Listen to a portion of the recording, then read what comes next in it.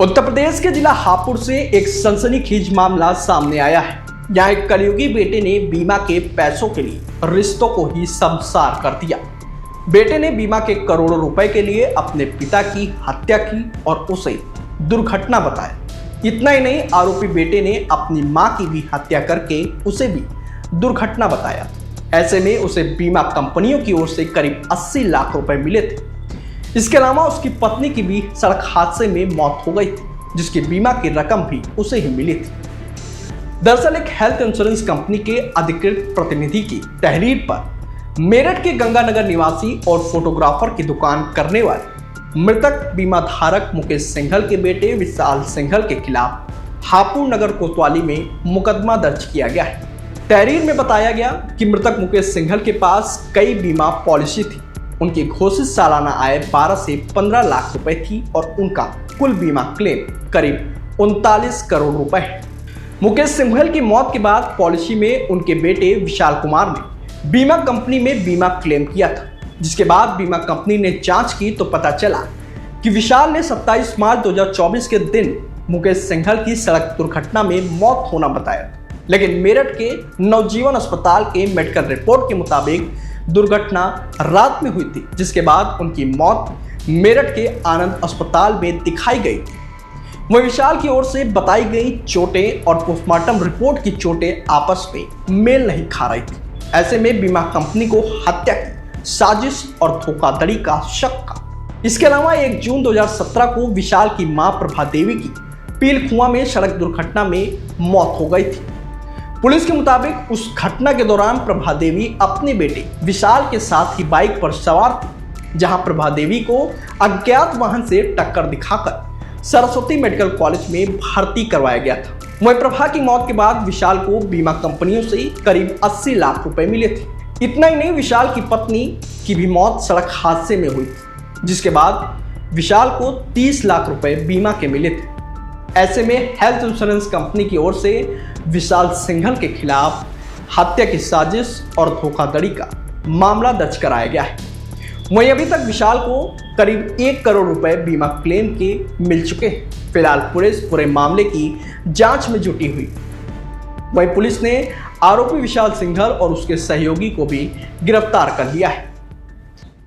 माह अप्रैल वर्ष 2024 में एक अभियोग पंजीकृत हुआ थाना गढ़मुक्तेश्वर में, जिसमें एक विशाल सिंघल नामक व्यक्ति ने ये कथन किया कि उनके पिताजी मुकेश सिंघल का एक रोड एक्सीडेंट हुआ था, जिसमें वो गंभीर रूप से घायल हो गए और बाद में उनको मेरठ ले जा करके उनका इलाज कराया गया, परंतु उनकी मृत्यु हो गई। इस संबंध में जो अभियोग रोड एक्सीडेंट का पंजीकृत किया गया था, उसमें विवेचना के बाद पाया गया कि उस वाहन का अज्ञात वाहन का पता नहीं लगा और उसमें फाइनल रिपोर्ट लग गई थी। अब जानकारी हुई है कि जो इंश्योरेंस कंपनीज है, उन्होंने ये अपना पैरेलल इन्वेस्टिगेशन कराया था, जिससे उनको पता लगा कि इस व्यक्ति जो मृतक था उसके नाम पर लगभग 40 करोड़ रुपए से अधिक की इंश्योरेंस पॉलिसीज उनके बेटे ने ली थी, जबकि उनकी वार्षिक आमदनी इससे बहुत कम थी, कुछ लाखों में एक वार्षिक आमदनी थी। तो ये डिस्क्रिपेंसीज को उन्होंने जब जांच करी तो पाया कि इसमें बहुत गंभीर फ्रॉड हुआ है और कई सारी पॉलिसीज ली गई हैं। और उसके बाद ये भी शक जाहिर किया कि इसमें एक्सीडेंट उनके द्वारा करवा करके ये घटना कार्य की गई थी। इसके संबंध में एफआईआर को निरस्त कराकर दोबारा पुनर्विवेचना कराने के लिए माननीय न्यायालय से अनुरोध किया गया है। In the meanwhile investigation companies ने, जो इंश्योरेंस कंपनीज थी, इंश्योरेंस कंपनीज ने थाना हापुड़ नगर पर भी एक अभियोग पंजीकृत कराया, जिसमें फाइनेंशियल फ्रॉड और अपने पिता के नाम पर पॉलिसीज लेने में बहुत सारे आधार कार्ड, पैन कार्ड और इस प्रकार से बहुत सारे अकाउंट्स को फर्ज करना और उसमें फर्जी आधार कार्ड और पैन कार्ड वगैरह जारी कराए जाने के संबंध में भी किया। इसमें प्राथमिक इन्वेस्टिगेशन के बाद में इस साक्ष्य के आधार पर विशाल सिंघल और उसके एकम्प्लिस को जेल भेजा गया है।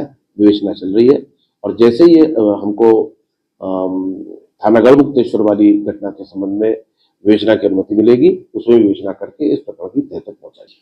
हाँ, ये इस तरह की बातें आई हैं, लेकिन मैंने जैसा कि आपसे कहा कि हमको इसके संबंध में जो भी फाइनल रिपोर्ट लगी हुई है उसको माननीय न्यायालय से अनुरोध करके उनको सारी विवरण बता करके उसका हमको री इन्वेस्टिगेशन की अनुमति लेनी पड़ेगी। उसके बाद ही इसके बारे में साक्ष्य के आधार पर भी कहा जा सकता है। इसमें पति पत्नी जो थे, माता पिता इसके और उसके साथ पत्नी, 3 लोगों की मामला सामने आया है, क्या एक्सीडेंट में इसका कोई हाथ लग रहा आपको, या ये जानबूझकर सुनियोजित तरीके से मारा गया? देखिए, इसके बारे में अभी कहना बहुत जल्दबाजी होगी, क्योंकि माननीय न्यायालय में एफआईआर लग चुकी है और वो उनके संज्ञान में है। तो इसमें जब हमको फर्दर इन्वेस्टिगेशन की अनुमति मिलेगी तभी हम इसके बारे में साक्ष्य संकलित करेंगे। जहां तक प्रैक्टिकल बात का सवाल है, इस प्रकार की बातें हमसे जो इंश्योरेंस कंपनीज थी उन्होंने इस बात बारे में कहा है, पिता और माता के बारे में कहा है, और जो इनकी पत्नी थी उनकी मृत्यु किसी और प्रकार से होना अभी तक जानकारी में आया है उनकी बातों के आधार पे। लेकिन जैसा कि मैंने कहा कि ये इन्वेस्टिगेशन जब शुरू होगा तभी इसके बारे में कुछ और गहराई से कहना संभव है। स्वामी भी कितने आरोपी गिरफ्तार किए?